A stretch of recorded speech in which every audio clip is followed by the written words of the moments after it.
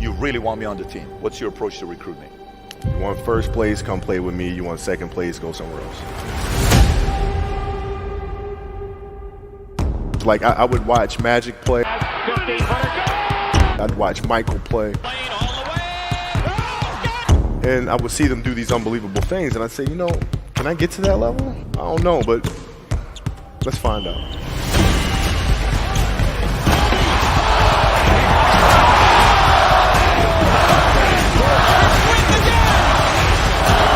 That's why he's the best player in the game.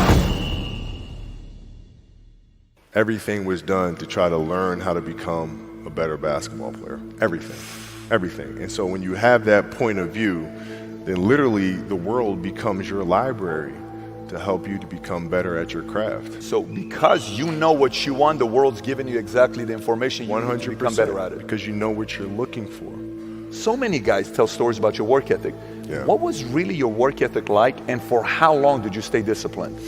Well, I mean, every day. I mean, since 20 years. I mean, it was an everyday process, and trying to figure out strengths and weaknesses. For example, jumping ability. Man, my vertical was a 40, it wasn't a 46 or a 45. My hands are big, but they're not massive, right? So you got to figure out ways to strengthen them so your hands are strong enough to be able to palm a ball and do the things that you need to do. Quickness, I was quick, but not insanely quick. I was fast, but not ridiculously fast, right? So I had to rely on skill a lot more. I had to rely on angles a lot more. I had to study the game a lot more. And but I enjoyed it though. So like from the time I can remember when I started watching the game, I studied the game and it just never changed. It's a good separation for me, emotionally, to be able to put myself in a place where at practice or when I'm training or during games, I switch my mind to something else. I switch my mode into something else, right? For me, it's the equivalent of Maximus Decimus Meridius in Gladiator picking up the dirt, smelling the dirt. It's go time, right? So that was my mental switch. It was like an actor getting ready for a film. You got to put yourself in that cage.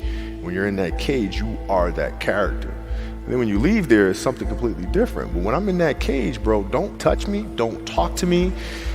Just leave me alone. How did you get mentally and emotionally so strong where it doesn't bother you? Well, you got to look at the reality of the situation. Like for me, it's not, you kind of got to get over yourself.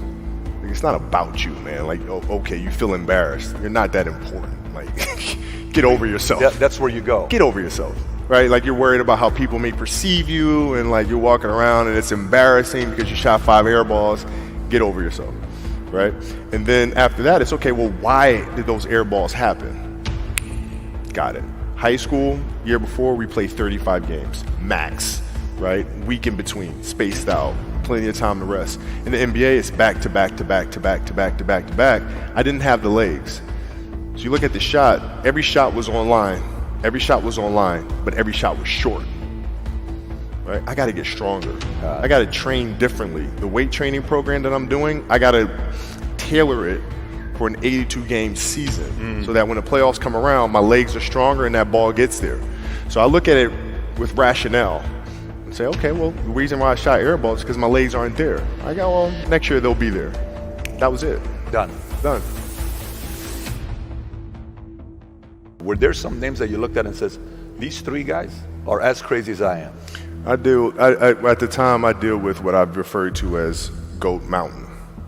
I went to Goat Mountain and I talked to Magic, Michael, Bird, Hakeem Olajuwon, Jerry West, Oscar Robinson, Bill Russell. So I would talk to them. What did you do?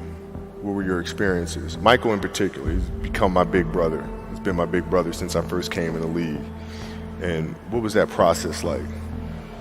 So I went to them and started understanding the ins and outs of the game and how they approach things and their level of detail and obsessiveness, and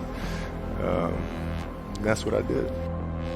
The players that had that passion but weren't willing to commit their entire lives to doing that, right? It's a choice, right? You have other things. You have family. You have all these other things that you have to do. The game can't really be your #1 priority. And so I was just looking at that like, man, this is going to be fun. If I'm buddies with you from high school, if I'm a cousin of yours, what happened to our relationship? How did that gravitate when you went into the league and you're determined to become the greatest, or you're determined to become one of the greatest? What happens to our relationship? Well, it suffers. It does suffer. Oh, yeah. Okay. Yeah. And you understood that. You were okay with that. Well, yeah. And the people that love you, like friends and family, like they know that about you. Got it. So they let you be you. And when you reconvene, you pick back up where you left off. Mm-hmm. But make no mistake about it, everything in between is lost, right? So those long-term relationships, the commitment of time of,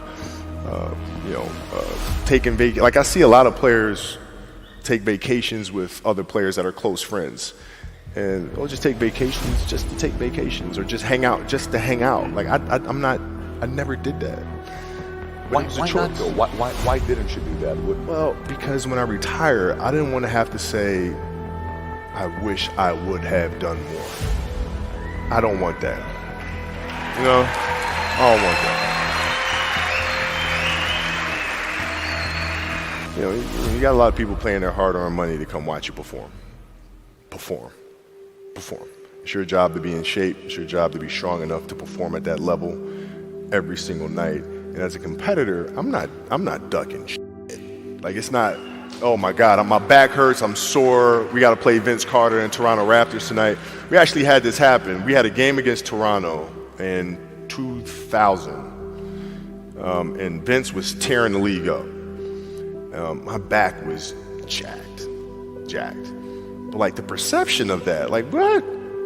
Kobe's missing the game against Toronto and Vince Carter because my back was really spasming. But people will be like, what? Oh, he's ducking Vince. Excuse me? No, I don't think so. So I would be in the layup line like, okay, there's a lot of days where you can rest and recover. Today ain't one of them. Your back can bother you any other day. That shit ain't bothering me today. He gonna have to see me today. Yeah. Amen. Yeah. If you're looking at a big investments you got to make, what is the decision-making process there? Do you call? Is there first you do your own research? You take this much time. You call an advisor. Is there a system you follow? It's pretty simple for me. It's do you understand the business? Is it a business that you can help in some form or fashion? What are the barriers of entry to that business? And then the entrepreneurs themselves, the company itself, right? Do they have a culture that you believe is sustainable? Are these leaders people that you believe in? Are they people that are obsessives? And in turn, have they created a culture of obsessiveness? So I tend to look at those 4 factors, and that's it. That's big right there, by the way. I don't know if you guys caught that right there. That's pretty massive right there. Same determination. What's your current work schedule look like today? It's different because I personally am not writing every word of the novels. I am not animating the films. What I have to do now is make sure that the people that we bring in, these obsessives that we bring in, are challenging themselves to do the best job that they think they can do. That's what I'm there for, is for them to constantly look in the mirror and self-assess and challenge themselves. If we have a project and you're saying, okay, I can do that, that's not the project we want. The projects that say, I don't know if I can animate that. I don't know how to write that story. I don't know how to do that. Those are the things we want, because through that curiosity, you'll reach a level that you didn't think was possible. And so running the studio, that's what I'm doing.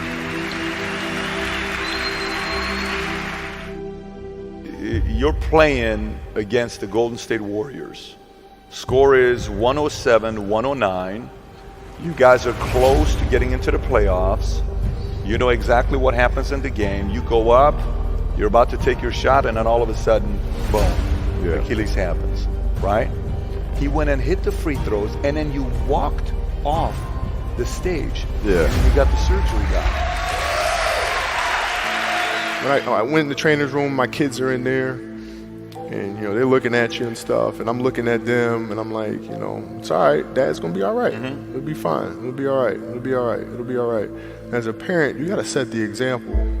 You gotta set the example. This is another obstacle.